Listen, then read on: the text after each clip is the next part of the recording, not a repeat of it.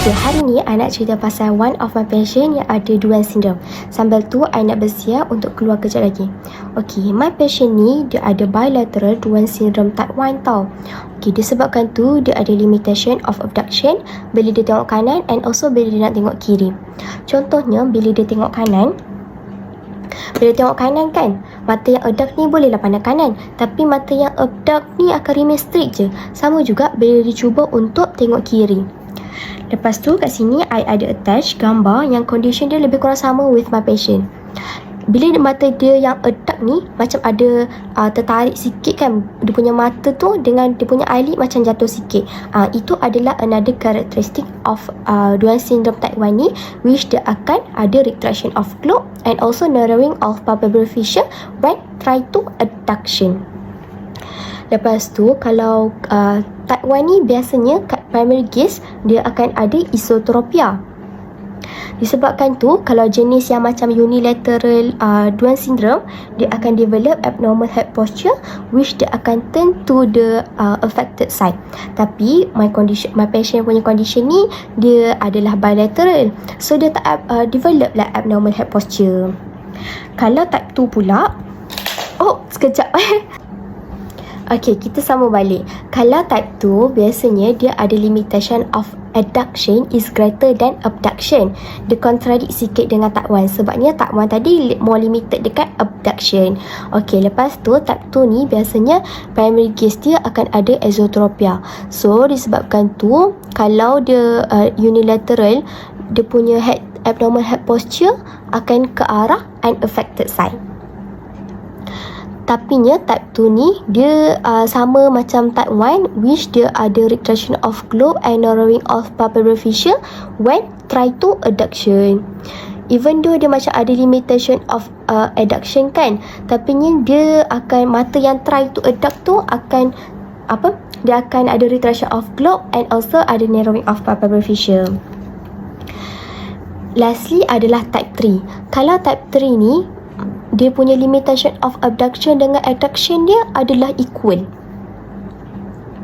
Disebabkan tu dia punya narrowing of palpebral fissure and also retraction of globe dia pun akan berlaku bila abduction, also bila adduction. And dekat type 3 ni primary gaze dia adalah dia akan jadi isotropia. So the abnormal head posture dia pun sama macam type 1, which akan turn to the affected side. Okay, lastly I akan pakai lip tint from Etude House. Duane syndrome ni sebenarnya adalah the most common syndrome yang berkaitan dengan eye movement disorder, and paling common adalah jenis type 1. And Duane syndrome ni selalunya berlaku congenital since birth. So disebabkan tu kita boleh detect Duane syndrome ni pada budak-budak lah. Paling selalunya kita detect. Okay, itu saja cerita I pada hari ni. Bye. Hi everyone. So today I am going to do a video, a special but kind of boring video about the explanation on the innervation for Duane syndrome. I've studied hard for this one and I've simplified for you guys, but yeah, it's going to be a bit boring, but you know what, this is for the knowledge babes. Just watch it. Bye. Let me introduce you guys to this humble drawing of mine. So as you can see here, this red ones, this is the lateral rectus that is responsible for the abduction movement, which is this one. And this blue one here is the medial rectus that is responsible for the inward movement, or what we call as abduction. This one. So these muscles, they are innervated by this nucleus.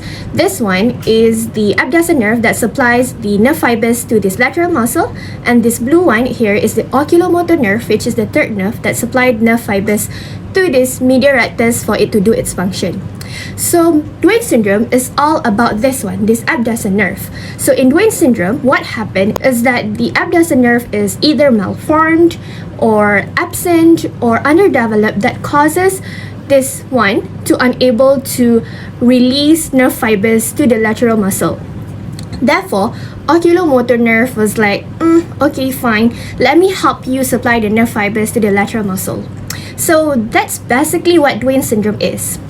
So as you all know, Duane syndrome has 3 types, type 1, type 2, and type 3.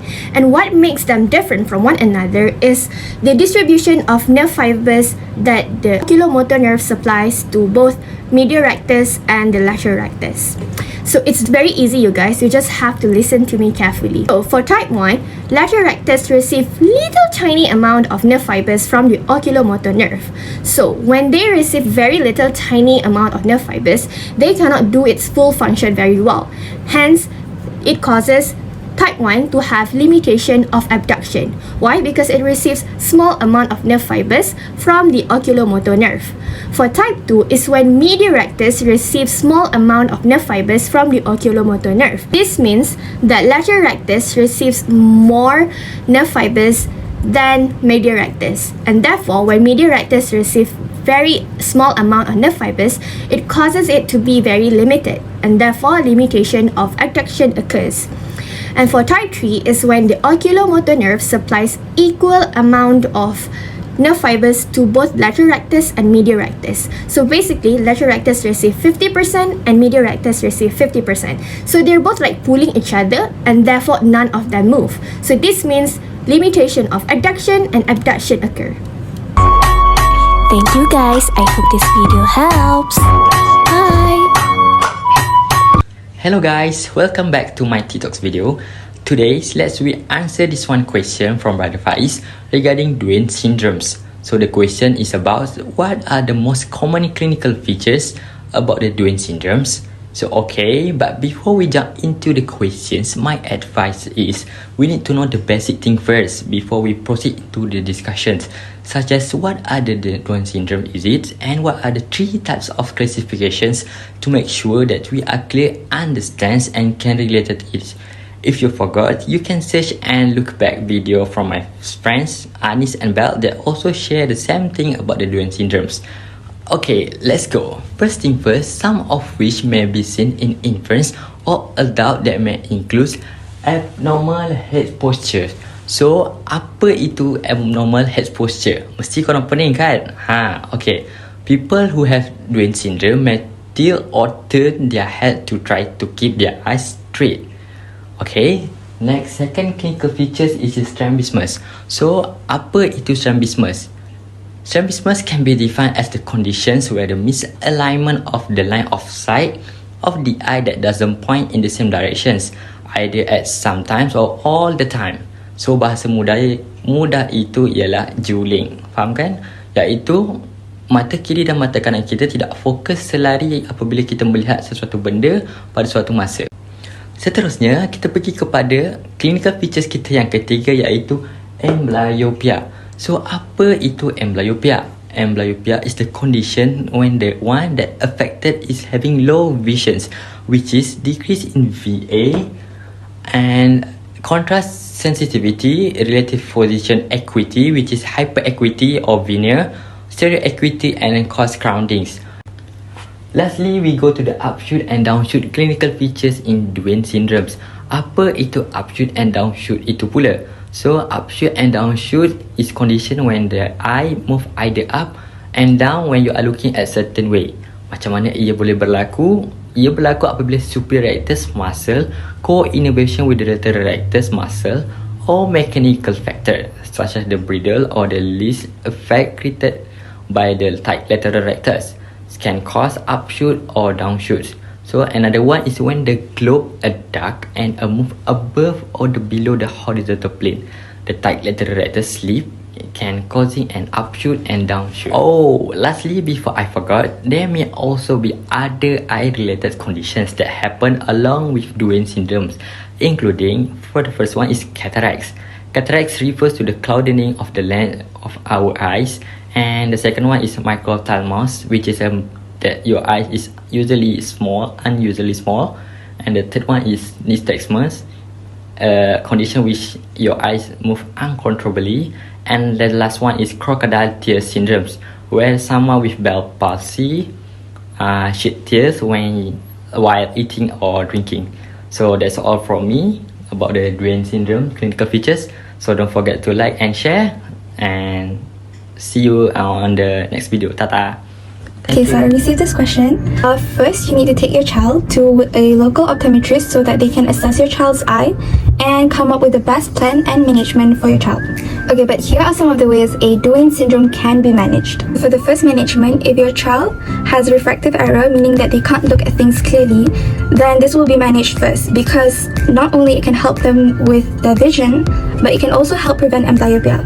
Amblyopia can lead to a permanent dullness of vision, so this is why it must be intervened as fast as possible. Secondly, if you notice your child needing to tilt their head when trying to look at something, your optometrist may prescribe them with prism because this can help to reduce that.